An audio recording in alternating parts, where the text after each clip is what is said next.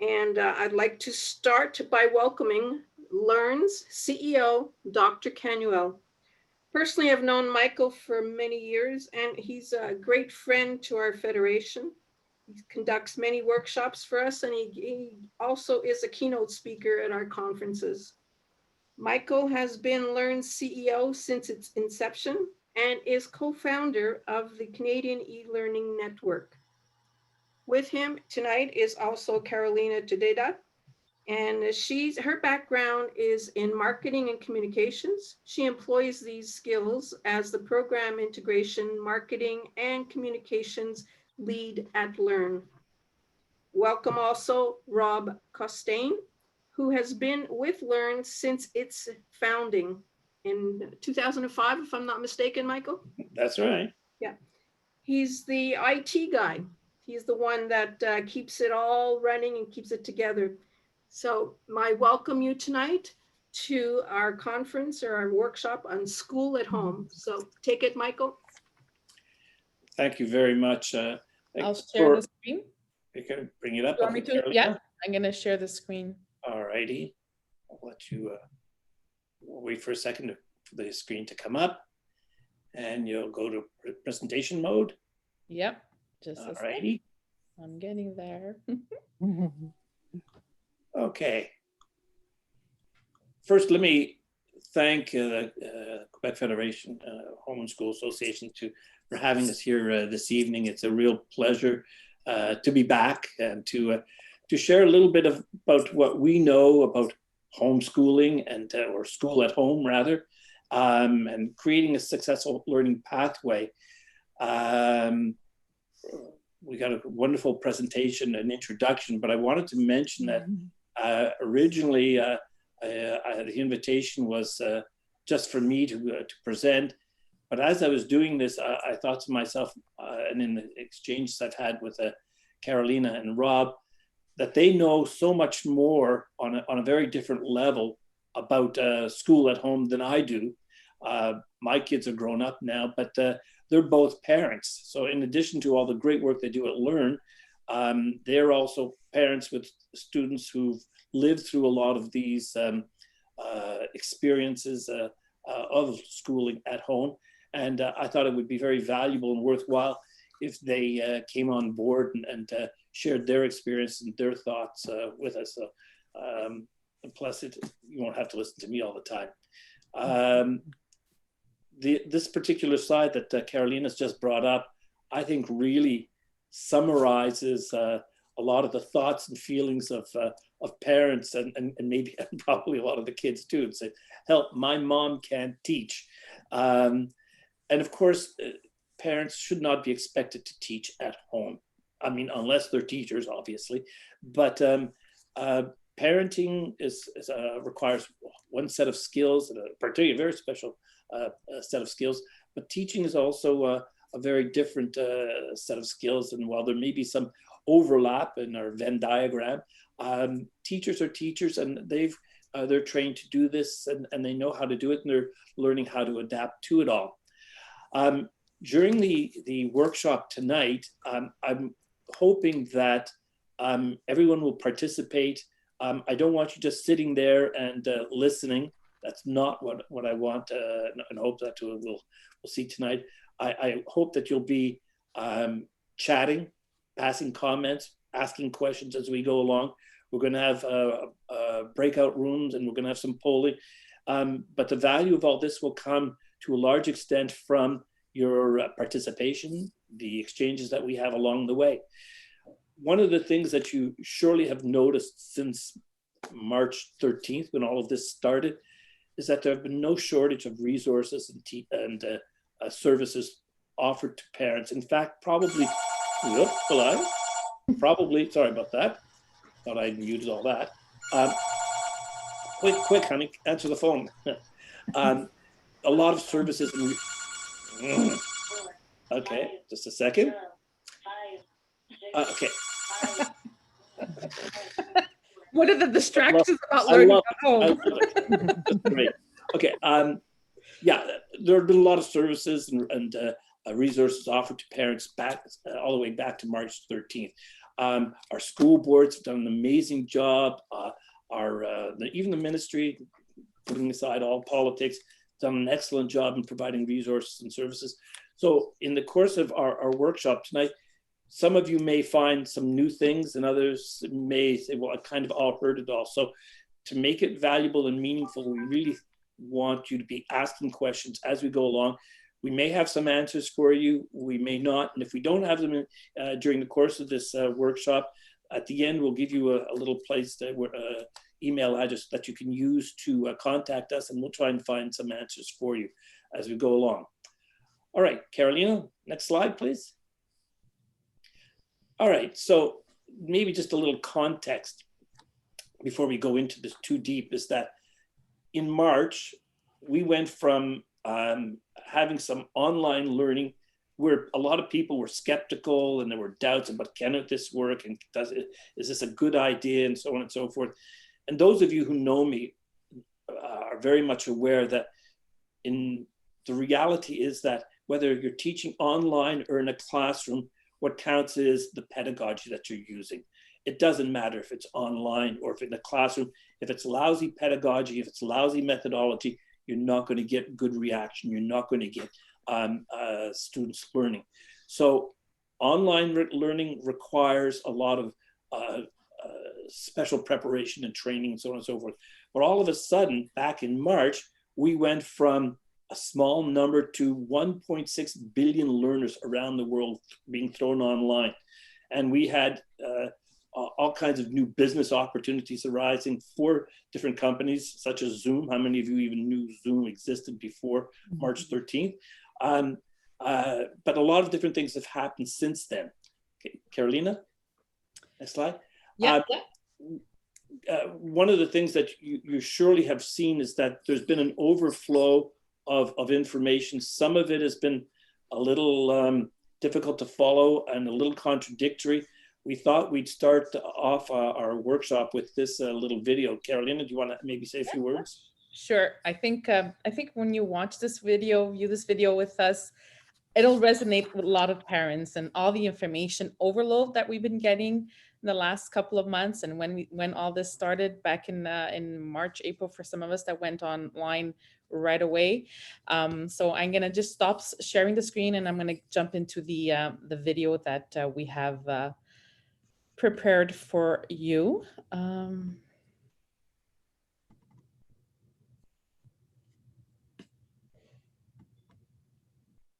Good morning, parents. I'm your local school administrator here. Just wanted to thank you so much for taking those 72 surveys this past summer. So helpful. And at the time, we were all able to offer you 3 different models. We were able to offer you a face-to-face, hybrid, and completely virtual option.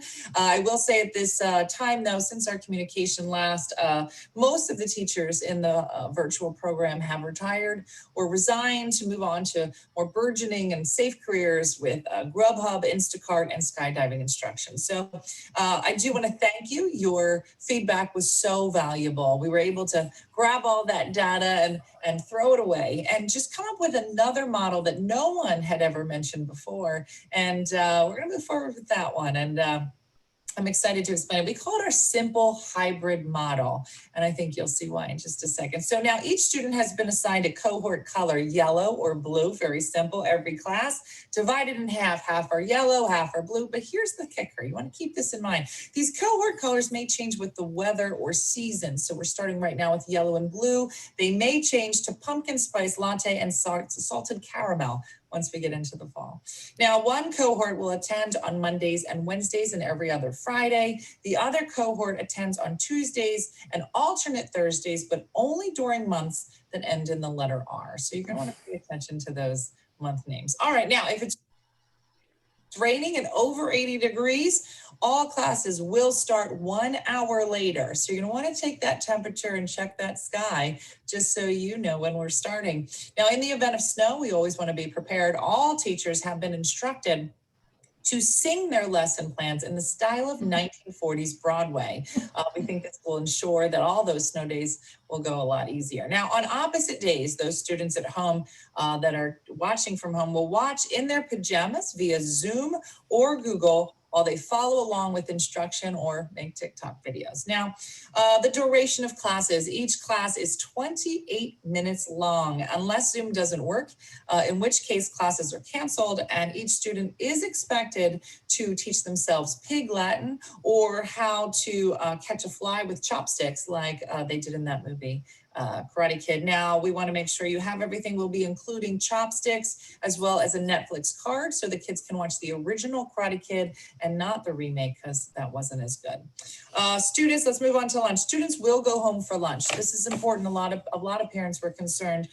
We don't give a shit what you feed them, all right? But just make sure they're plopped in front of that computer at 12:48 so we can get back to work. Now, here's another important note. Afternoon classes are not 28 minutes long. They are only 23 minutes long. And that is for no reason whatsoever. So make sure that they are available, and there is an intermission during 6th period for everyone to go outside and scream their head off.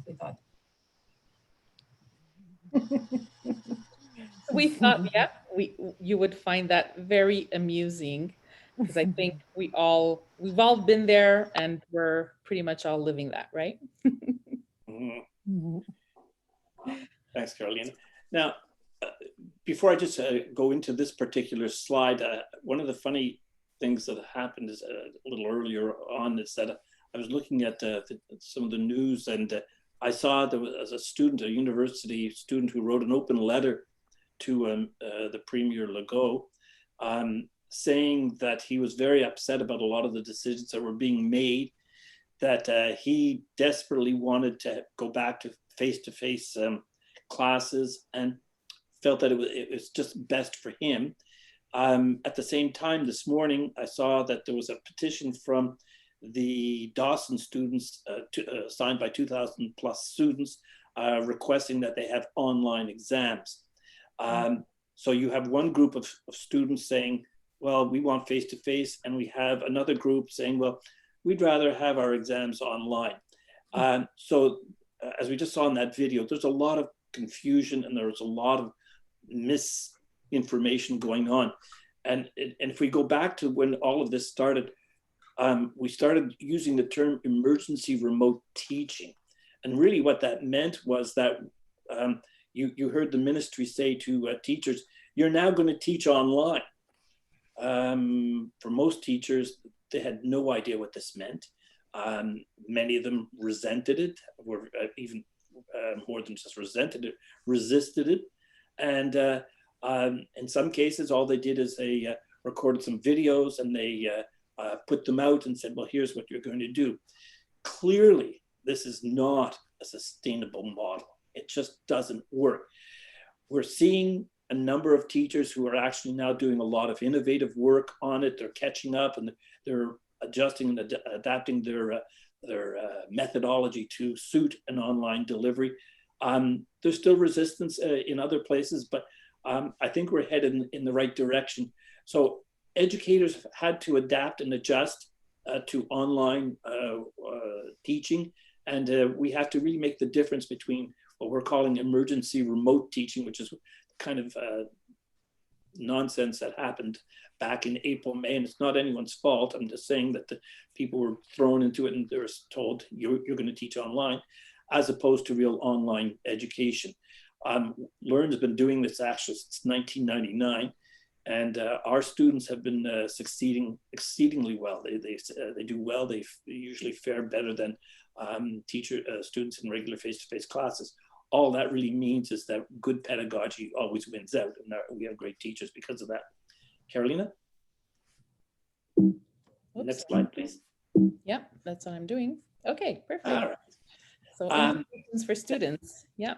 Yeah, now the implications for students.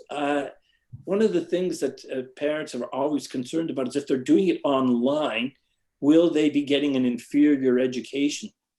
And it just goes back to my earlier point, and that is that it's not a function of it being online or face-to-face. It's a function of the quality of the pedagogy, the teaching that goes on in the learning environment. We've all been into classes where teachers in face-to-face settings bored us to tears. We fell asleep, we'd be doodling, not following. it's the same. It's just poor pedagogy, and so the same thing can happen online, or we can have great teachers in a face-to-face environment, just as we can have great teachers doing good things in an online environment. Students generally still prefer face-to-face. That's kind of like not very surprising generally, because imagine, if we recall it, it's longer for me, obviously, than most of you, but when I was a teenager, I wanted to be with my friends and and interact socially. Nothing special about that. But the good news is that if they're doing it online or they're doing it face-to-face, the studies show generally that there's not a big difference in learning outcomes. So that's for parents who are saying, well, if they're doing it online, they're somehow getting less or they won't do as well. All things being equal, there's no significant difference in learning outcomes. And by the way, there are a number of studies that show this. This isn't just an opinion. These are really good empirical studies done by, and most recently by Concordia University as one, but there were others as well that demonstrate this very clearly. So students, yeah, it's a challenge for them, but I think that we have to take a deep breath and understand that whether it's online and at home or at school, ultimately, if it's done well, in either case, the results are relatively the same. Carolina? Yep. Next. Next, please. Yeah. All right. Excuse me. Oh, there you go. Sorry about that. Now, here's once upon a time, and many, many years ago, I was a high school teacher in Laval, and on Parent Teachers Night, the parents that we saw were typically the parents of the good students, students who succeeded academically. The parents who would come by to say, well, hey, how's my son or my daughter doing? And typically they would, as I said, be getting their 90s and so on and so forth. And the parents who didn't want to see, or that who wanted to see, generally didn't show up. When you're involved in remote learning, whether you like it or not, the paradigm shift is this: parents must be involved. Now, the people who are here tonight typically are engaged. If you weren't engaged, you wouldn't, and involved in the education of your children, you wouldn't be here. But those who have thought that school was a place where they would send their kids and schools would take care of the learning and they could just sit back and just let it happen. This particular pandemic and home schooling at home really changes that whole situation. Parents must now be involved in a way that they haven't been before. And so that's really maybe the primary message here is, and I'm saying it not so much to those people who are here tonight, but really to relay that message that if you're schooling your child at home, that you must be involved. You just can't leave it to them and leave it to them alone. It just won't work. And regardless of the age, be they adolescents or pre-adolescent ages in elementary, high school, doesn't matter. Parents must be involved in this now. Carolina? So now we come to our breakout rooms. So we're going to take 10 minutes and go into breakout rooms, and we'll talk about 2 questions. What are your concerns about your children or your child learning at home? And what are your actual problems and realities? So we're going to split up. How many are we now? I know we were 12 when we started. We're 15. We're 15. Yeah. So we're going to split in 3 groups. So it's 5 people per group. So we'll do that now. Can I have the hosting privileges, Carol? And while Carolina, that's happening, just to mention that Rob will be in one of the rooms, I'll be in the other, and Carolina we'll take notes, we'll reconvene in 10 minutes.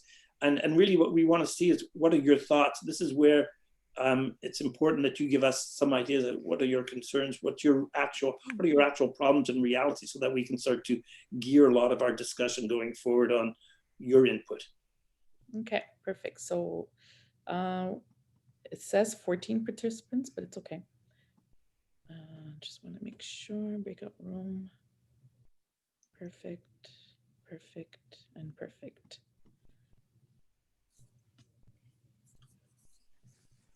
if you see on your screen a little menu that says join breakout room, just click on that and it'll bring you automatically to where you need to be. Yes.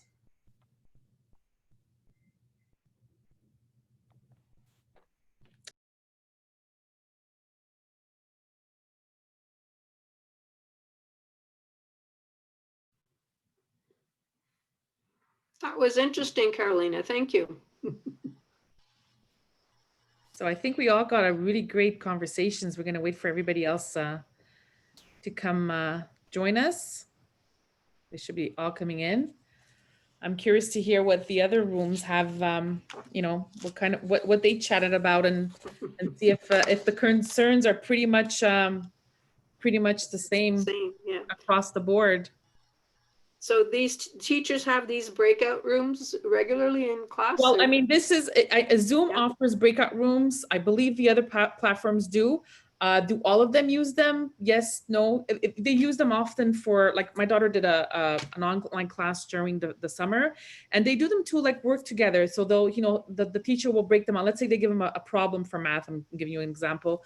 Well, they'll make them go in breakout rooms, and they work together as a group, and they do their little assignment, and then they go back and then they explain to the teacher what they did. It's a way of working together as a project. So it's fun because you're interacting with your classmates, you're getting to know them at the same time, sort of socializing, if you want to say, but at least you're interacting, it's engaging, it's interesting for the students as well. Cool, thank you. When you don't have kids in the system, you don't see what happens. All right, I think Carolina, we're back. We're all back together. Back. Yeah, perfect. Okay, no need to apologize, Nadia, at all. This is what it's for. We're here to listen and share our strategies. So how did everybody's breakout room go, Michael? We had a really interesting conversations, and should be interesting to hear what everybody else chatted about. Well, I think the consensus in our group was that alcohol is the solution. So we'll go with that. I was in breakout number 2, I believe. Michael, you were in breakout number 1, and Rob was in room number 3. So we'll go in order. So we'll go, Michael, with your room and your yeah. Well, we had quite a mixed bag in our group. We had some parents with children, many children, some of them in a face-to-face situation, others in online, and some just an only child, and others in alternating days. So we had a variety of scenarios. What I pulled out of this was that it requires a great deal of planning and organizing on the part of parents. The kind of planning and organizing that they, and one of them said, I didn't sign up for this. It was never a part of what they more or less expected it would be their role. And all of a sudden, they're time managing, they're managing space, they're managing a whole bunch of things. They're communicating in ways with schools and others that they had never really been expected. They never expected that this would be happening for them. So there was constantly adjusting and adapting.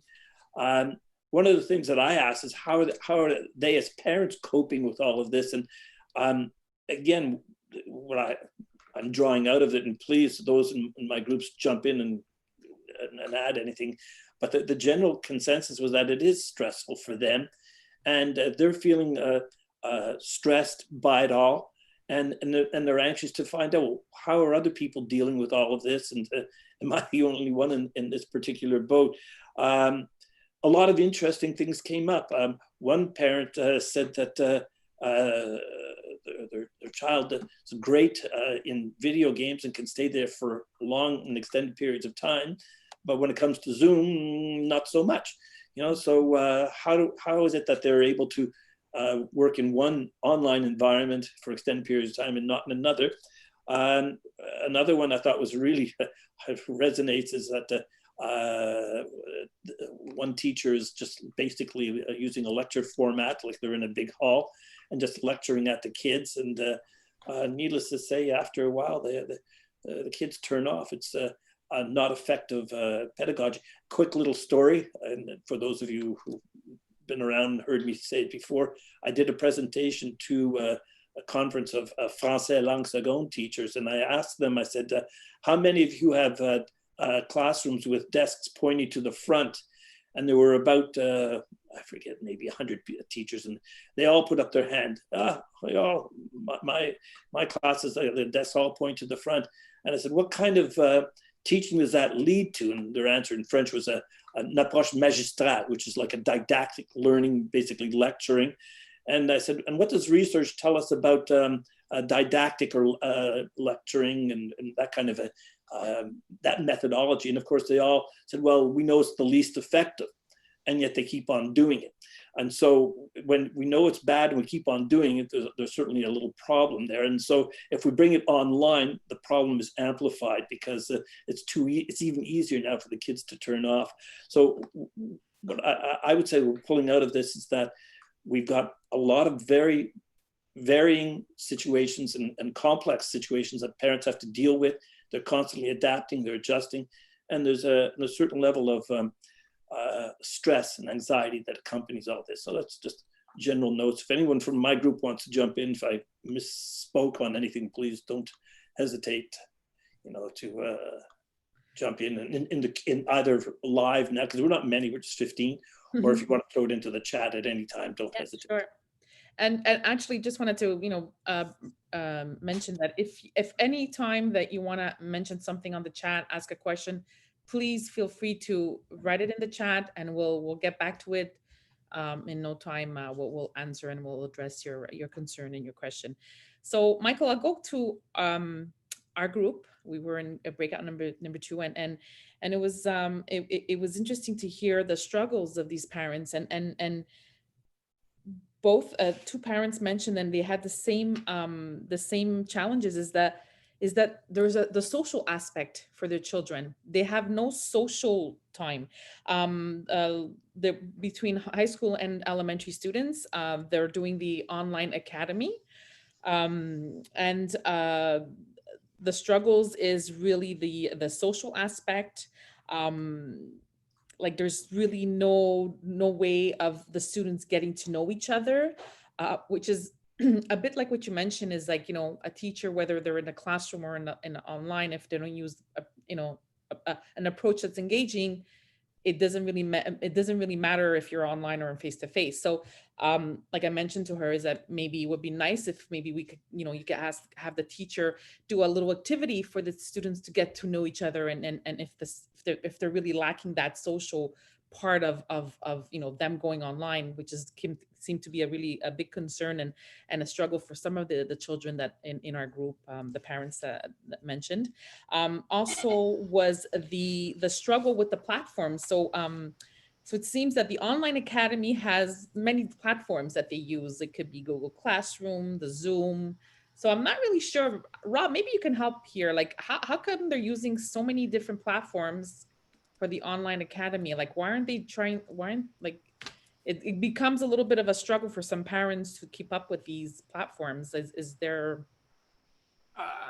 The only thing I can think of is that an organization might hire a lot of freelancers, and those freelancers are used to using their own tools, as opposed to like a traditional school setting where the principal or the school board may mandate what's being used. That would be the only thing I could think of off the top of my head. Caroline, if I could jump in and Sure. More often than not, and from experience, what you see is that people who are used to working, for example, with Macs or Apple products will favor Apple and Mac products. If they're Microsoft people, they will go to Microsoft. Think of someone like my older brother still uses a BlackBerry. Can you believe it? But he's absolutely devoted to that. We tend to go to what we're most comfortable with, and unfortunately, there's no uniformity in there. So we have one board to another. Some are Microsoft, others are Google, others are hybrids. It certainly highlights the need for some kind of uniformity throughout our system, and that's something that's a message that I think that the QFHSA can send back to our school boards, and we will pass it on to our board of directors and say, listen, guys, we need to address this. I sit on a committee with the Ministry of Education that deals with a lot of these things, and they're trying to say to everyone, well, you use whatever you want. However, they're not really considering the impact and the that it has on not just on the kids, but on parents who are trying to deal with multiple platforms, multiple apps. It just doesn't make a whole lot of sense. And this is where sometimes a little bit of centralization and uniformity would be very useful. Just interesting sort of anecdote related to that is that one of my concerns before the pandemic was the fact that from year to year, both of my kids, as they went through elementary school, every year, depending on the teacher, the online tool or whatever, things like Class Dojo or different things that they use to showcase the kids' work or to communicate with parents, every year it was different. So we were constantly signing up for different tools and platforms. But then what happened was at my daughter's school, when after the initial everybody being sent home and they started to do some wading into the waters of online learning, and they developed a very coordinated approach. And by June, all of the staff were all like, they had a kind of a standard approach to how they were doing online stuff. So whether the kids were doing like my kids are in a Français Plus environment, so most of the instruction is Français langue seconde, and then they had ELA and they had music and they had gym, and all of the teachers were doing the online part exactly the same way. Not the same content, but generally, using Google for the most part, but using it in a very consistent way across the board. So the kids were getting the same message no matter who the teacher was. And I thought that for me anyway, that was progress, because after having gone through years of, okay, this year we're using this tool, and then the next year they're using a different tool. Now they were kind of starting to coalesce around some common tools, which we've been trying to encourage in the schools for years.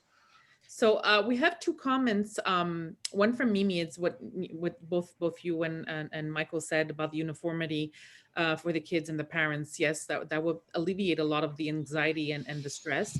And Nadia mentions that like what you just mentioned too, Rob, is that some homework is being submitted via Seesaw, some other from Google Classroom, some from via email, homework being assigned through Seesaw, Google Classroom. I know this is a lot more at the elementary level, because I had experienced it with my daughter and my son as well back in the day with the Class Dojo and whatnot and stuff.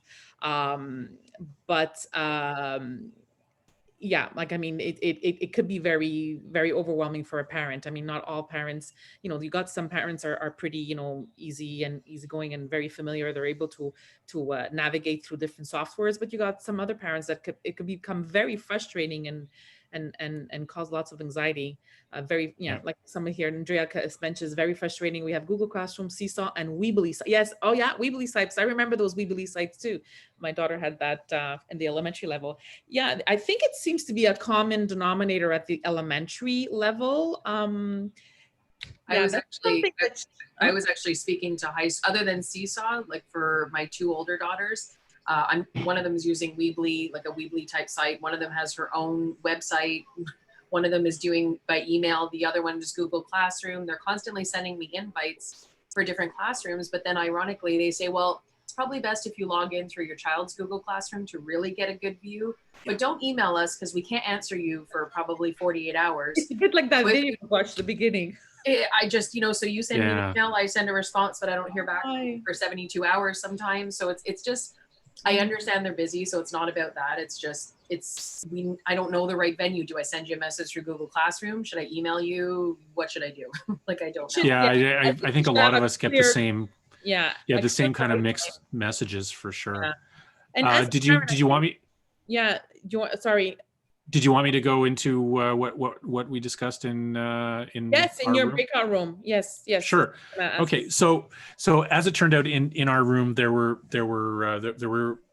two of us that have kids in the system right now, And one of the big themes that came out is if you have older kids and you have very young kids, it becomes hard to give the older kids the attention and the support that they need when you have to pay attention to the younger kids, and you have to basically take care of them. The other thing too is for those older kids, if there's younger kids around and they're making noise and creating distractions, then it's hard for the older kids to concentrate. Another theme that came out in the discussion was the fact that I think a lot of the messages, as we were just talking about the tools, a lot of the messages that were coming from the schools early on were quite mixed. There were a lot of the schools and school boards were posting resources, and they were, like, again, I'm speaking from my own point of view as well. They seemed kind of random and disorganized, and it was really hard to know where to start, because we're not necessarily, again, I'm involved in education, but I'm not necessarily a pedagogue. I don't have training in elementary education or secondary education. So I look at the resources and I go, where do I start? How do I introduce my kids to this? Having a bit more of a roadmap as a parent would be very, very helpful. It doesn't mean you have to know the content. It doesn't mean you have to become a teacher, but having an idea of what the big picture is and what the plan is would be very, very helpful to us. Mm-hmm. Yeah, maybe just as a thought here is that what I've seen speaking with parents, and many parents over the years, is that they're frequently hesitant to say anything to their teacher, to their children's teachers, or the school principal, or even the school board. And I know Rose here would confirm this, is that I think the school board, the commissioners, they really want to hear if there are issues and there are problems, and they really appreciate this kind of feedback. So the first thing I would say to you is make sure that you're providing that feedback to those people, because don't be afraid. Your children are going to be penalized if you say you're not happy with something. As a rule, most educators and most people involved in the system are really anxious and eager to try to find solutions that work. And as I said, this isn't someone with a plan to make life complicated for parents. It's as simply as I said, some teachers are used to working with different apps. Like we use VoiceThread a great deal. We use all kinds of different other widgets and so on and so forth within our own online school. But we have made it uniform for our students across within our virtual campus. It's something that our school boards and maybe even across the school boards should be looking at. But that's not going to happen overnight. But if, as parents and as an association, you're not advocating for this, it's certainly not going to happen. It's really a good comment, Anastasia. Again, the messaging at the beginning, and you can't really fault them for it, because they weren't prepared for the situation. But I think that as time goes on and we realize that this is the new reality, that we really have to be creating those roadmaps or those plans for people.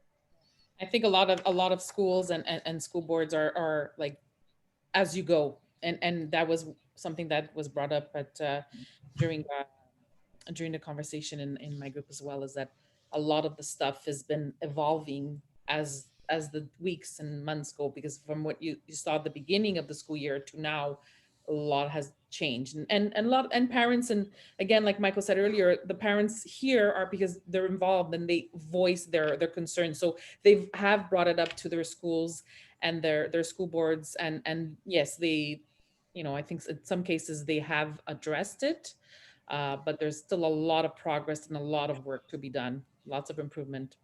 Nadia just mentioned something very important, and that is that a lot of the teachers are learning as well on how to teach online. Our online teachers have years of experience. And I can tell you through the Canadian e-learning network that I founded and chaired, our training programs require teachers to participate from years. It's not like something that you suddenly gather skills for.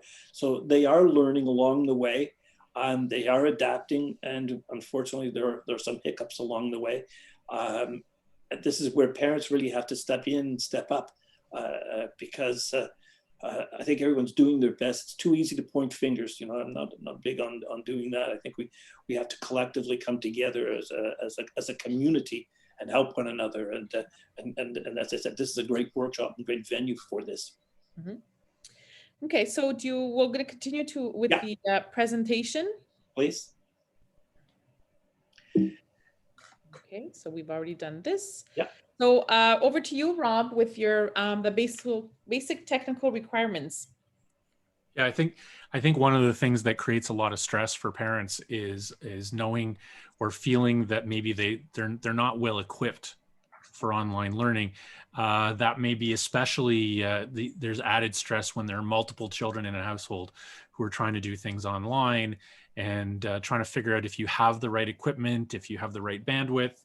One of the things that hopefully will inspire a little bit of confidence or put you a little bit more at ease is that you don't need to have the latest and the greatest in terms of either your equipment or the systems that you're running in order to be able to connect to most of the common platforms. And by the common platforms, I'm thinking mostly of Zoom being probably the most popular one at this point, Microsoft Teams, and Google Meet. They'll run on most computers that have come out in the last 5 to 10 years. You don't have to be running Windows 10 if you have an older computer that's still running Windows 7. You can still use Zoom or Microsoft Teams. The same thing if you have a Mac that's still running an older version of Mac OS, you can do that. iPads, Android tablets, the Zoom, Teams, or Google Meet apps will run on most of those. In terms of memory, usually you need about 4 gigs of memory, but it's very hard to buy a computer now that has less than that. So it's not a crazy requirement. In terms of browser, even if you can't run the actual, say, Zoom app, like the one we're using tonight, you can connect using just the Chrome browser. You can use most modern browsers, although I have to say that the one that seems to be compatible with the most systems is generally these days is Chrome.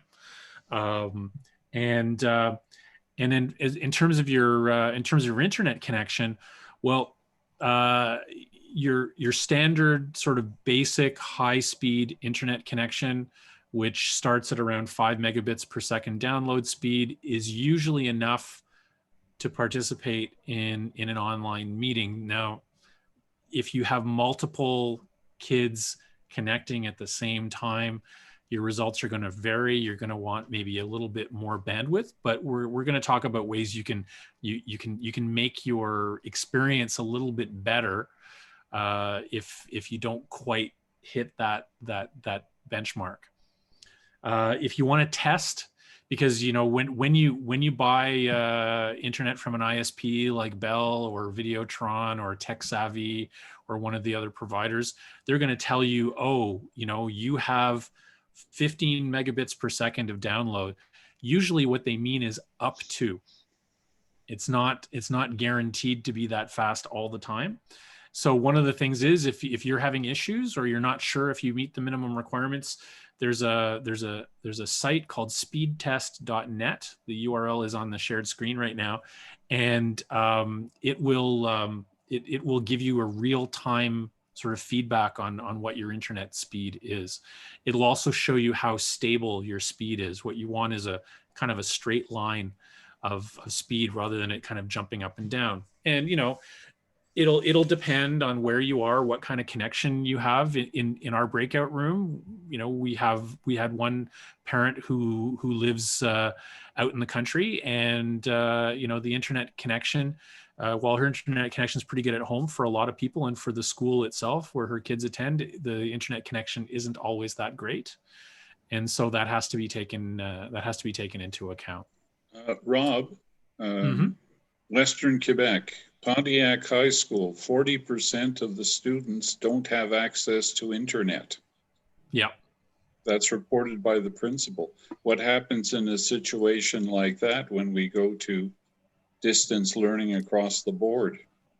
Well, it definitely does create problems. I know that across the river in Ottawa, one of the things that they were recommending that kids do was to actually go to the school and sit in the parking lot with their devices and go on the school's Wi-Fi. That's not ideal either, I have to say. I mean, one of the things that that we as a community have to keep on pushing for is for better internet access in remote communities. And again, I'm not, Shawville is not really a remote community by any stretch of the imagination, but I've been to more remote communities, but it's one of those things that's a source of inequality in Canada right now, the access to high-speed internet. Rob, if I can jump in, the Ministry of Education has struck an agreement with TELUS to really, in an emergency form, try to put up additional towers to reach a lot of the students who are not getting. I don't think this is going to happen in the short term, but they're working on it. It's unfortunate that we have to find ourselves in this kind of situation before they're responding at all to it. But there it is. They are working on it, but it's a frequent thing. And as Rob said, it creates there's certainly a lack of equity, through all of this. And clearly, look, online doesn't work if there's no online. You need to have the bandwidth. You need to get internet reaching our students, and it's hard to believe that we can work with Kuujjuaq and Kuujjuarajipik in the far north, as Rob said, but we can't work with some of our more like some places in the eastern townships or even in Western Quebec. Yeah, but I have a family member who lives 45 minutes outside of Toronto, and she can't get high speed on where she lives. It's you don't have to be remote to have that issue, sadly. Hopefully, we'll progress on that level. Now, again, if you don't have good internet, there are ways that you can make it a little bit better. One of the things is that within your house, if Wi-Fi is not working, a wired connection by actually using an Ethernet cable to connect your computer to your router, that tends to be a bit more reliable than Wi-Fi. If your connection is not great to begin with, it's not going to solve the problem, but it may make it a little bit better. The other thing too is depending on where you are in your house. I live in a 3-bedroom house, and depending on where I am in the house, my connection is sometimes good, sometimes not good. To set the kids up for their learning as close as possible to the source of the Wi-Fi is probably the best case scenario if it's possible to do it. Rob, you can in April, May, and June, Western Quebec was using Zoom. With the online academy, September, October, November, they switched to Microsoft Teams. Is there advantages of one system over the other? I don't think so. I've had the opportunity to experiment with both. I find that what you would call the barrier to entry to Zoom is a little lower, just in terms of being able to send someone a link and have them log in and not have to have the software installed necessarily. But in terms of the features and what they do, or the amount of, say, computing power or memory or bandwidth they need, they're pretty much equivalent. And the fact that they're competitors is actually good for both platforms, because they keep on trying to outdo each other with features and things. But yeah, I don't necessarily think that one is better than the other. We did, as an organization, decide to go with Zoom when we did it because, as I said, the barrier to entry was very, very low. the amount of resources we've had to put into tech support since we started using Zoom has really dropped. We have very few tech issues, but I could say that, I could venture a guess that if we were using Microsoft Teams, our situation would be very, very similar. I hope that answers your question, Brian. Yes, it does. Thanks. Okay, no problem. One of the things, again, if it's very hard to get reliable internet at home, depending on what kind of data plan you have on your cell phone, tethering to your cell phone is also a possibility. There are some of the providers do have unlimited plans now for data.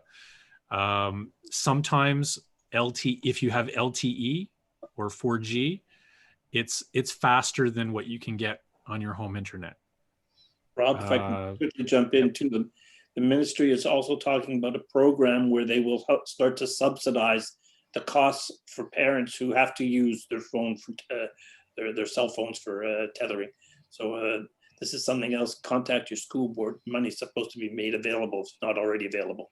Yeah, I do know as well from talking to IT directors or IT managers at a couple of the school boards that some of those iPads that were reserved for online learning, they're iPads that do have cell access, and the cell access will be paid for by the boards. It's presumably funded with some of the funds that they got from the government to do that. And then the other thing too is, and we've had situations with students where we've had to do this on occasion. Most of these online systems do have a phone-in alternative for audio. So in the worst case scenario where it's just impossible to get a good connection directly to, say, Zoom or Microsoft Teams, there's a phone number that can be called in order to get the audio. So if a kid has to participate in a class, they can at least hear what's being said in the class. And again, most of my experience is with Zoom, but Zoom now has a local Montreal number, so that if you live in the greater Montreal area, at least you don't have to dial long distance in order to connect to the audio for a Zoom meeting. If we can move on to the next slide, Carolina. So then the other thing too is that, it's not just the tech requirements, it's setting up the optimal conditions. And I'm gonna start on that, and I'm gonna throw it to Carolina and Michael. But one of the things is we were talking earlier in our breakout room about having multiple kids at home and having a noisy environment, and how do we help our kids stay focused when there's distractions going on, when dinner is being cooked at the same time, or there's kids playing and making noise, or watching TV? Well, one of the things is investing in a good headset with a microphone, and then the headset will kind of seal some of the outside noise, and the microphone will only pick up the voice that's right next to it, and a lot of the background noise won't become as much of a factor. So that's a USB headset for a computer costs maybe $20–30. If you're using a tablet, then smartphone earbuds with the built-in microphone are actually quite good. The quality of the microphone is actually very, very good. So those are quite useful to use. One of the things also is to try these things out before you actually connect for the first time. So plug your microphone in. I know that Zoom has a test service. Microsoft Teams has a test call that you can make, kind of like Skype has as well. So you can call, you can kind of record your voice, and it'll play it back for you, so you can hear if you're clearly understood and know that your microphone's working properly. The other thing too is, again, a lot of people in the house. We've got a lot of cord cutters these days, people who watch a lot of things online. When the kids are participating in an online class, there shouldn't be anybody in the house watching Queen's Gambit or something on Netflix, it's going to use up the available bandwidth. So if your internet is spotty to begin with, it's just going to make the situation worse, and it's going to cause kids to drop out of the class, or for them to lose the audio or not be able to see the shared screen properly. So it's really important to prioritize internet use in your house when your kids are trying to study online. And the last point is just optimizing your settings in some of these platforms. So I can go into my video settings here in Zoom, and I can say, even though I've got an HD webcam, I can turn off the HD so that it doesn't use up as much bandwidth. And that will make the experience not only better for me, because I'll be using less of my own bandwidth, but it'll make it better for other people also participating in the online class. And those are just some ideas. They're not going to solve all the issues, obviously. We'll go back to the fact that, not everybody is able to get really good internet at this point, and we're hoping that in the short term we'll be able to solve some of those issues. But what I was trying to do is give you sort of a way to make the best of what you have. I just wanted to bring the point about the webcam, Rob and Michael. There are some schools that stress that they need to have the web cam open. But Michael, we've been doing, Lorna's been doing online classes for 20 years. And what do you like? Well, one of the things we've found, and you're right, Caroline, we've been teaching kids online for years. And we also have, this year we'll probably have about 30,000 students taking our tutorials with us. What we can tell you for sure is that you don't need the camera. The students may want to see the teacher, and that's fine, but even that's not necessary. Our kids today live with chat, so texting and messaging is very comfortable for them. Most of the time, the camera makes the teacher feel comfortable, or the parent feel comfortable, has no significant impact or value for learning. The other thing, just to mention to all of that, is that sometimes, and listen, we know how people can be sensitive about their appearances, and teenagers in particular, not having the camera on relaxes a lot of them. And so if they can go, and if the teacher says, well, I want you to have your camera on, well, there's an argument that you can bring forward and say, I'm more comfortable with it off.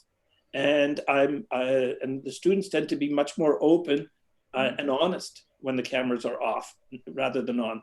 And I know the concern is that if I don't see them, I don't know what they're doing. But I'll go back to something important, and that is that if the teachers are doing something that's engaging, they don't have to worry about that. Exactly. Yeah. Nadia, Nadia made an interesting point about with younger kids that, it really is helpful to have the cameras on.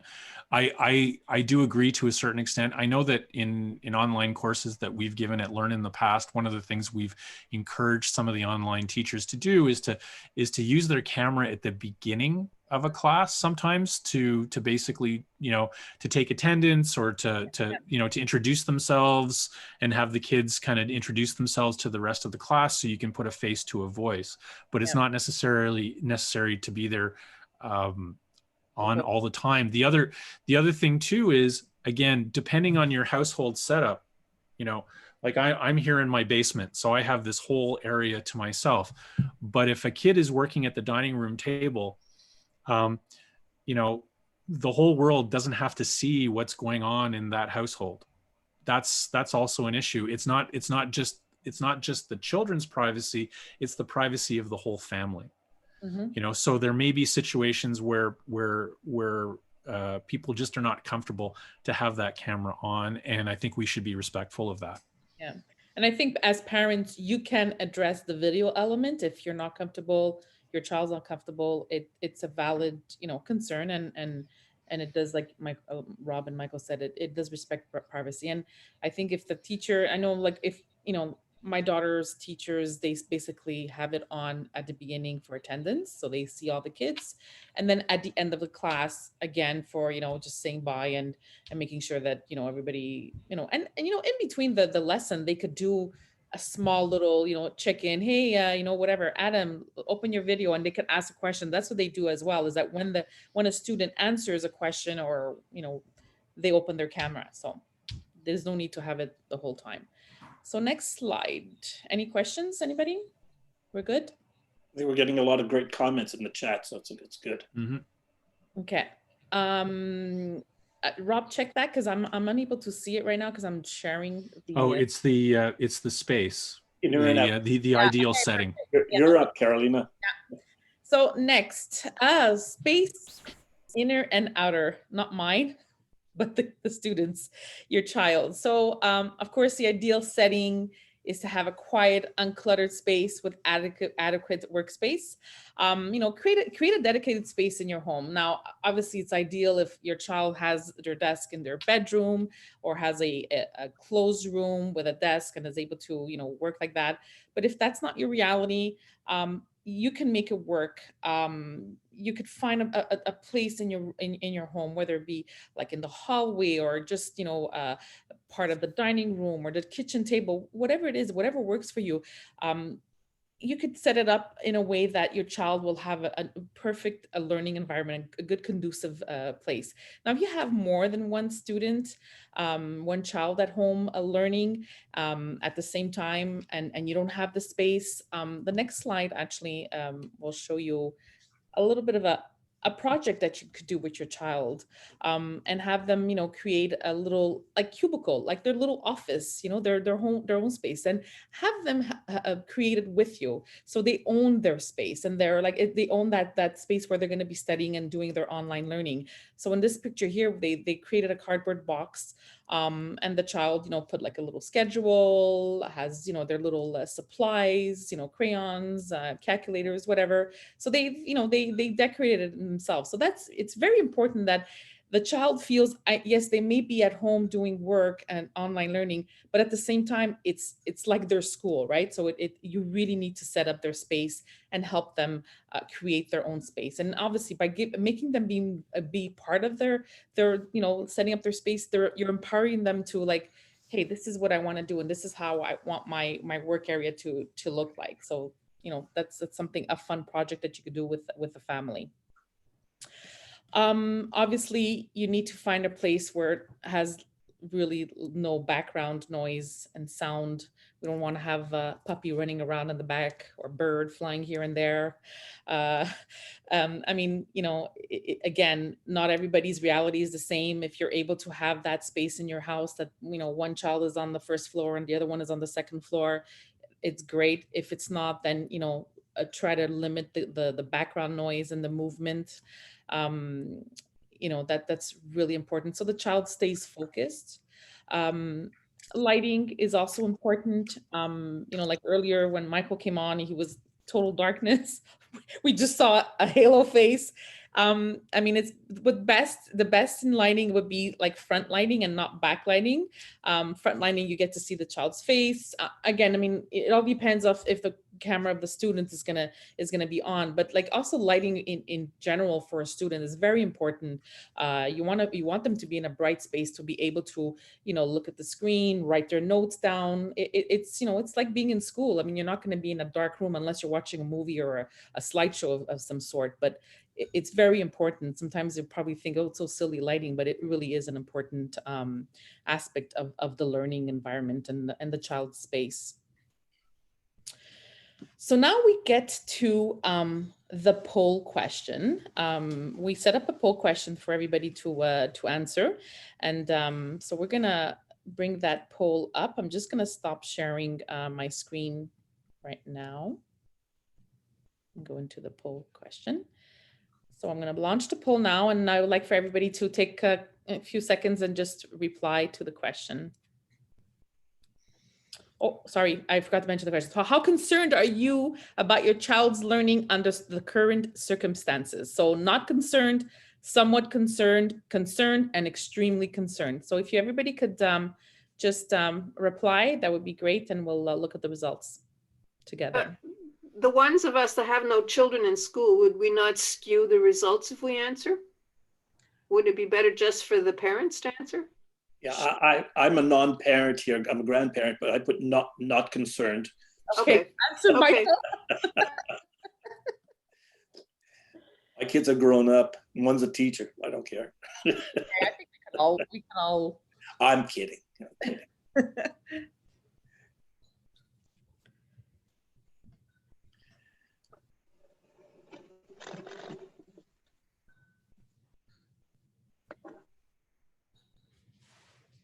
Just about done.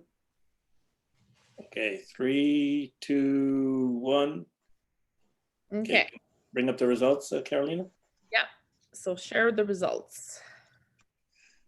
So we have here not concerned 38%, somewhat concerned 38%, concerned 25%, and extremely concerned 0. Okay. All right, do you want to bring us back to our presentation, Carolina? Yeah, we're gonna go. I'm up next and can talk a little bit about that. Maybe going to the next slide. Yeah, I'm getting there. Why are we going? Okay, perfect. Share. Can you go to the next slide, Carolina? Yes. So here's something that you should know, and I'm glad there aren't too many of you who are extremely concerned. I think actually no one was extremely concerned. The truth of the matter is that you shouldn't stress too much about this. Yes, the socialization component is really an important one, but here's the funny thing is that all kinds of research has shown that basically you can cover the curriculum in a month. Now teachers don't want to hear this, and but the truth is you can cram, and if you want facts and data and so on and so forth, typically they can prepare for our high stakes exams inside a month. And again, the research about academic loss, they're not just dubious, they're dangerous. They create a whole sense of pressure for parents who are saying, oh my God, my child's falling behind. They're never going to, it's just not, the research doesn't bear this out. What we have seen are students who are dropping out. We saw the dropout rate go way up in the last few months, but it had nothing to do with their falling behind. It had to do with the fact that they were just not relating to schooling. And so we need to really keep in mind that they'll have more than ample opportunity to catch up on all of this.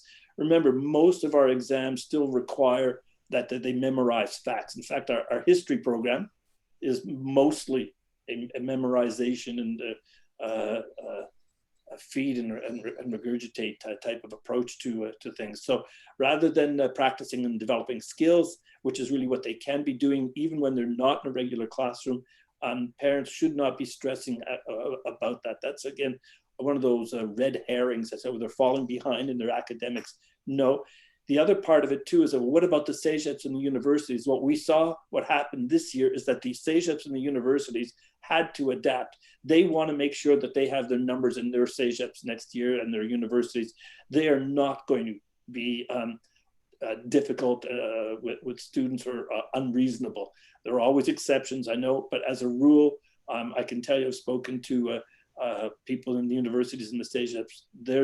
They're saying we have to adapt and adjust and understand that the context is different. This year, we're looking at 2 terms of 50%.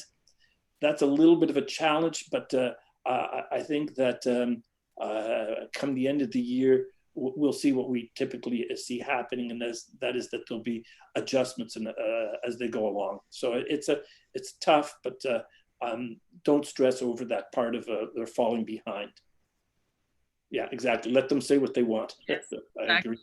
And like Michael said, there's no proven fact that students taking, online or face-to-face, and I'm gonna speak as a parent right now, but my daughter who's in high school, Sec 5, when she started the online back in March, they started the week after, she finished in June. And one of the comments that some of the teachers mentioned is that, wow, your child did so well in online. She's one of the students that really had not an easy time, but she was able to adapt easily. But I'll be honest with you, and there's one reason why she was able to adapt. My daughter's been doing online tutorials with Learn for the last 4 years. She's been exposed to online learning through tutoring. She's done also a summer school class because she wanted to improve her math skills. So So she's very familiar and she's comfortable in the online environment. Yes, it might not be like that for all students, but if a child is exposed to something at an earlier age, when they get to a, they're going to go to college, they're going to university, online has been existing. It didn't happen because of the pandemic. University already has online classes. They've had them for many years. They do the blended model. So, I mean, what this pandemic taught our students is to, yes, get more learning skills, and they're going to be better prepared as they go through their education, whether it be in college, university, et cetera, whatever it is that they do and later on in life. So, face-to-face, online, it doesn't mean that they won't learn the same thing, Exactly. Carolina, move on. Okay, so we're going to try and move on a little bit here. Some learning at home suggestions. We've been at this since 7 o'clock. Some of us have been on even before. First rule: if your kids are at home and they're schooling at home or homeschooling, however you want to do it, one important thing is don't let them sit for too long. Okay, so I'm going to ask everyone now, take 30 seconds with me and stand up, unless you don't have pants on or something, but otherwise stand up. Come on, stand up. I want to see if your cameras aren't on. Okay, I'll trust that you're standing. Move around. Yeah, exactly. Get the blood flowing. It reduces stress because we're all worried about screen time. But it helps to relieve. Don't let them sit there for too long. Let them stand up, stretch out. It's just not healthy. We're not meant to sit for long and extended periods of time. So get them to stand up. It doesn't have to be for long. I wear this iWatch that has this little app on it, and it reminds me if I haven't stood up within the hour, it says stand up. You've got 10 minutes to stand up, and you got to stand for so long. It's important for our kids to be doing that. So if you're at home with your kids, get them to move. And by the way, send them outside for a few minutes, run around the house, whatever, but don't let them sit in front of the computer for extended periods of time. They stop learning. It stops being effective. Well, I was just going to say, along those lines, if your children's teachers are making them sit in front of the computer and do all of their learning in front of the computer, they're probably not doing it right. One of the things is that my experience is much more in terms of professional development, but one of the things I learned very early on is that you use the online part for things that you can collaborate on, things that you can do together. But when your students can do things independently, you send them off to do it so that they don't have to be online. And that's a really key thing in terms of making it successful. Mm-hmm. Carolina? Yeah. So, I mean, the move and stand is great. There's so many activities that they could do up and down the stairs, running up and down the stairs, go for a walk. It's really important. These kids can't stay in front of a screen for 8 hours straight. Hydrate and eating with proper meals and snacks. Well, I think as moms and dads and parents, we know that our kids need to eat. We know that our kids need to hydrate in order for them to function, or in order for their brain to function. It's really important for them to have little snacks, whether it be grapes, a fruit, a nut, something for them to munch on. That's important. And hydrating is very important as well. This is from research. Poor hydration affects mental performance and learning abilities by reducing the brain's ability to transmit and receive information. Studies show that once thirst is felt, mental performance, including memory, attention, and concentration, decreases as much as 10%. I mean, you need to feed your tummies, yes, but you need to feed your brain. It's really important, or you're not going to function. So it's really important to have them hydrating and eating proper meals and snacks. I'm not sure why we still have teachers saying to students, I don't want you bringing anything to class. I don't want you drinking anything. I understand around a computer, that makes sense.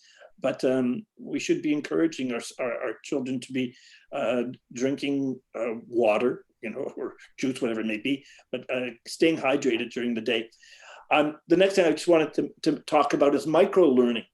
The truth of the matter is that we don't learn in big chunks. We learn in small chunks. And so when we want our kids to stay at it and stick to it, and so it doesn't work. We don't learn that way. So what we need to be making sure of is that we provide learning in bite-sized pieces. That's how we actually learn. And it's an iterative process. That is to say, we have to go back and forth and back and forth and back and forth. It's that whole notion of neuroscience. It's we need to have it fire and wire. So we need to have it happen more often, not for extended periods of time.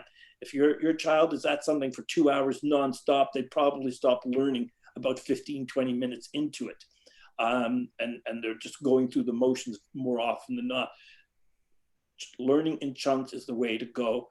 And so if you're schooling at home, have your children and follow what they're doing. Have them break up, have them moved around, they're moving and standing and maybe stopping for a little break, then come back and go to something else. And it's a good idea not to do the same thing, one thing after another. You do one thing, then another thing, then another thing in 15-minute, 20-minute chunks if you want. Even they actually say it's 5 to 10-minute chunks, but if you want to go as much as 15, that's fine. But 5, 10-minute chunks, then you go on to something else. Come back, take a break, come back, move on. And you keep going over things as in an iterative process. So this whole notion, remember, because I remember being in school and they say, well, you stick to it for hours and hours at end. It doesn't work. You don't learn that way. That's just not the way the brain operates. Carolina. Oh, it's Rob. Yeah. So another thing that that really can be very helpful in the whole process is mindfulness. And mindfulness is something that's really become very prominent in the last few years. It's the practice of focusing your attention on the present moment and accepting it and kind of clearing your mind of other things. And as a staff, we've embraced mindfulness. We've done it as a group. And our online teachers have incorporated mindfulness into their online classes as well. It takes some of the pressure off. It slows things down a little bit. It allows the students to really absorb what they're learning a little bit more by actually taking it away and allowing their brain time to process what they're doing. And I think it's really important for whether or not the teacher that your children has is actually incorporating it. It would really be a good idea to make your kids aware of mindfulness and maybe show them how to engage in it so that they have a better experience. Yeah, thanks, Rob. Something I forgot to mention, should have added in here, is that if your children are learning new things, the learning period really of new things should happen in the morning. And if you want to reinforce things, it should be happening in the afternoon. We learn better, we retain more of new things when we do it in the morning. And in the afternoon, just because of our biorhythms, it's just a better time for us to maybe review, to go over things. So if you know that they're going to be dealing with challenging material that's new, have them try and get it done in the morning as opposed to the afternoon. The same thing goes, by the way, if you're going to be in court, judges tend to be more lenient in the morning than in the afternoon. So make sure that you get your sentencing done before noon. Doctors make fewer mistakes in the morning than in the afternoon. So if you're going to have your cataracts removed, have it done in the morning. Less likelihood of having issues. The same thing is true for our children. They do better in the morning. And I know, I think Nadia was mentioning that some of her teachers do mindfulness every day after lunch. That's great. There's a popular breathing exercise that they do is called the Darth Vader breathing exercise. So that's fun. There's some really interesting exercises that you can find online that are helpful and really help the students also unwind. And and parents too, and adults, it's great for us as well to practice these mindfulness as well. Darth Vader exercise. Yeah, look it up. You're gonna find it. You're gonna love it. He's gonna love it. It's a breathing exercise. You breathe and you sound like Darth Vader. Darth Vader, exactly. That's why they call it the Darth Vader breathing. Okay. The mindfulness exercise that we did as a staff at Learn was really, I know personally I got a lot out of it. Yeah, the bellows one. It's the same thing. It's Darth Vader, but bellows exercise. It's really great. It's a great way to just release everything. Mm-hmm. Next slide, Michael. Yeah. Look, one of the. Do you hear that heavy breathing there? That's not me. That's Derek here. That's my puppy. Heavy breathing is not from me. Parents can't be expected to be teachers, but parents can help create the conditions in which learning can happen. That's really the takeaway from tonight, I hope, in this particular session. No one expects you to be the teacher. No one expects you to replace them or do their job. But as parents and engaged in the learning cycle for your children, what you can do is create those situations and circumstances in which learning can happen. Right, Derek? You mentioned there's so many resources out there that will help your child and support learning, like the tutorials. We have our tutoring sessions. There's the resources online. There's so much out there to help you. So you shouldn't be a teacher, not to stress over that. And the last slide, I think, Carolina. Yes. Learning from home can be difficult, but it's definitely achievable. Remote learning helps reinforce lifelong skills, like we mentioned earlier, such as time and energy management, independence, and creative thinking.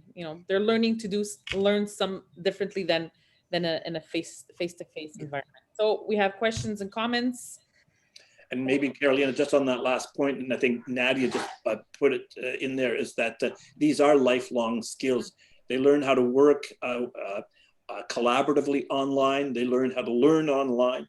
Manage their time. Yeah, manage their time. They learn how to become self-regulated learners. And according to the World Future Society, of which I'm a member, by 2030, the #1 industry in the world will be education. But not education as we know it, but that the notion that there's going to be constant online learning all the time, because we'll be changing jobs, we'll be changing, well, maybe not me, but our young people will be changing jobs, and they'll be required to learn new skills. So it's a challenge.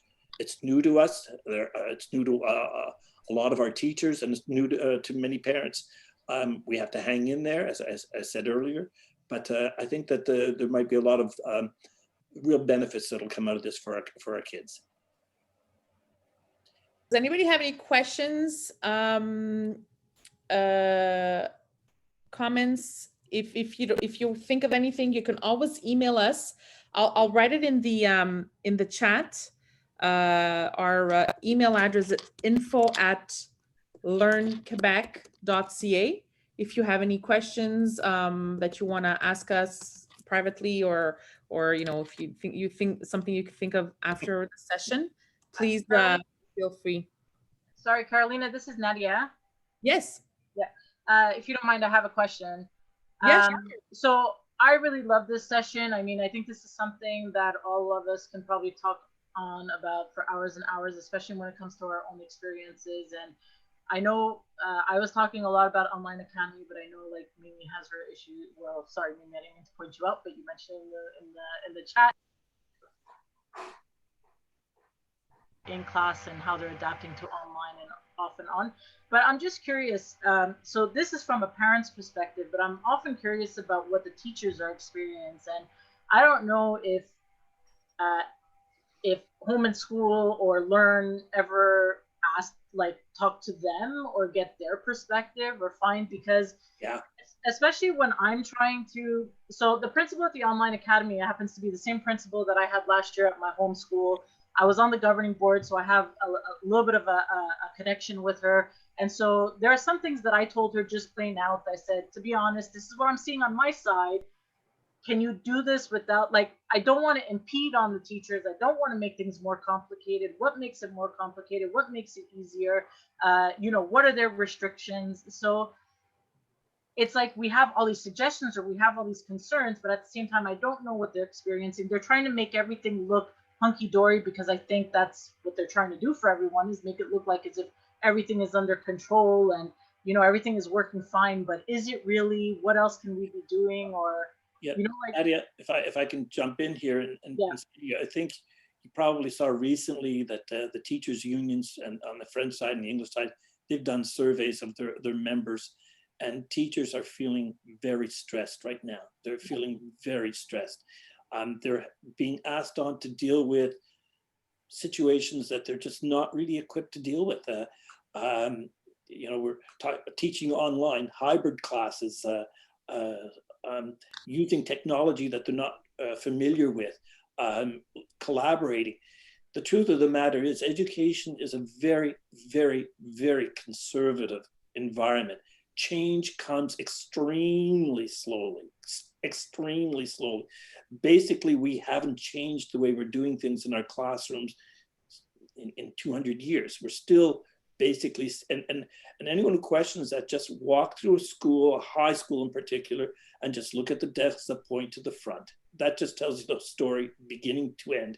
The teachers are still standing in the front and they're still lecturing, and despite all that. So when we ask them to change the way they teach in a regular setting, it's a real challenge. Trust me, I've been working on this for years now through our Next School initiative. It's a challenge. I've spoken to a lot of teachers about teaching online. Some of them see it as a real opportunity to update and modify and adjust their pedagogy. For them, it's a challenge. For others, and this is typical of any organization, any situation, there's a tremendous resistance to change. There's a fear. You'll hear some teachers saying they hate it. It's no good. It doesn't work. And others saying, well, I never knew we could do this. But the truth is that, and I come back to my starting argument, is that it's as good as the pedagogy, the way you do it. Online teaching is the same as face-to-face. A teacher has to create a relationship with the student. That relationship has to be one of trust and understanding. And then it has to be done in a way that engages the learner so that they own their learning. And not so that it's like the teacher as the vehicle for everything. We put together a program in Thailand, of all places, where we told the government there, we said the students have to learn by doing. Well, this was revolutionary for them. What do you mean they'd have to learn by doing? Yeah, they have to learn by doing. And we're seeing great success in a number of our provinces there. We have to still catch up on that. We've got great examples. There are always brilliant teachers and brilliant schools doing great things. Unfortunately, it's never sustained, comes and goes. So this particular pandemic and asking teachers suddenly to become emergency remote teachers is scary for a number of them. But we had workshops back in June where some of the teachers who had never taught online before were doing amazing things, who bought into it. It's just, it's a challenge. I don't see this changing quickly. I think but I am hopeful, because I think that circumstances are pushing them and pushing teachers and educators to adapt and adjust. Carol wrote earlier on in the chat that life will go back to some kind of normality after, once we have the vaccines. What we've already heard business saying is that they're going to be pushing people to continue working from home. Many industries are saying, hey, you know what, to heck with this. And a lot of people are saying, well, I don't need to commute downtown anymore and spend an hour or two commuting when I can do the work just as well. So we're moving into a different reality. Education usually lags along grudgingly behind, but it will adapt and it will adjust. And teachers are no different. They will eventually, and by necessity, adapt and adjust. And it'll come because parents such as yourselves are saying, we're not happy with the way things are. We need to adjust and we need to adapt. So I commend you all, and I say, keep telling you, hang in there. Thank you. Yeah, Sorry, rumors are about. Sorry. Rumors are out there that school boards are bracing the number of early retirements of teachers and administrators coming for January 1st, so that the directors of are going to have a difficulty with getting teachers into the classrooms, and also administrators in all the schools. We're looking for some difficulties come the start of school in January. I believe that in the French system, there's a shortage of 5,000 to 10,000 teachers right now, posts that are not filled. I don't know if that's quite the case in our English school boards, but you're 100% right, Brian. A lot of teachers this year took the year off, so rather than having to deal with the particular pandemic and teaching under these circumstances, and others are just simply saying, throwing in the towel and saying, I've had enough of this. So online education can be a tough one. Yeah. I have a question. Actually, one of the parents mentioned during our breakout session is that whenever child, it's their 5th teacher this child has had since September, because they keep on, you know, changing, or like you said, maybe whatever reason. And they're having a hard time finding substitutes. So, and we're not even halfway to the school year. So, and I had a grandfather who's actually his grandson lives with him. He's in charge. He's a tutor. Called me and say his grandson is enrolled in the virtual campus of a particular school board, but the school board can't get teachers to teach online. And so we're now coming up to the end of November, and he actually only just now started in his online classes for this virtual campus for the school board. Brian brought up a very good point. We're headed into very difficult times when it comes to teachers and keeping them and engaging them. Just on that particular point too, we have to move beyond hiring teachers and allowing them into education programs if they meet 2 basic requirements, and that is that if they have a pulse and they can breathe. We need to be a little bit more demanding about who we allow into our programs and who we graduate, because our universities simply have to do a better job at that end as well. So they have to balance that off with a chronic shortage of teachers that's going to grow, and allowing anyone and everyone to get into education. Last week, the school service centers in the Outaouais are pleading with parents. Anyone who has a secondary 5 diploma and can pass a police check, and you think you can be a substitute teacher, please report to your local school. So that's how drastic it is right now. Yeah, it is. It's absolutely, it's that critical, and it's not going to get any better. That's for sure, not in the short term. So the answers might end up being that we have to do more online. We might have to do more in an asynchronous format. But if that's what we're headed towards, we have to be sure that we're doing a good job and that parents engage in the process. Mm-hmm. Yeah. I don't know if you agree, but it's also a fine line between, like, we have to be able to support the teachers, but it's a learning curve for a lot of the parents as well, because I tend to sit not too far from my son when he does French, because he's on a modified program and can't follow a lot of the French instruction that he gets. I see over and over again parents jumping in on calls, and they need to be constantly reminded that, you know what, the kids need to deal with their teachers. So I can't imagine the stress that puts on the teachers in this new scenario where I think they're feeling micromanaged by a lot of the parents that are not stepping back, right? That are there watching them. So it's almost like, it's like you have all these bosses that you feel like are watching you constantly when you're supposed to just be focusing on the children. I can't even imagine what that feels like as a teacher, to all of a sudden feel like you have all these parents potentially watching you all the time. Like, that's got to be a very and Andrea, that brings up a good point. It's that over the years, what we've seen is that teachers have been the lords and masters of their domain. They would walk into the classroom, they would close the door, the classroom was their world.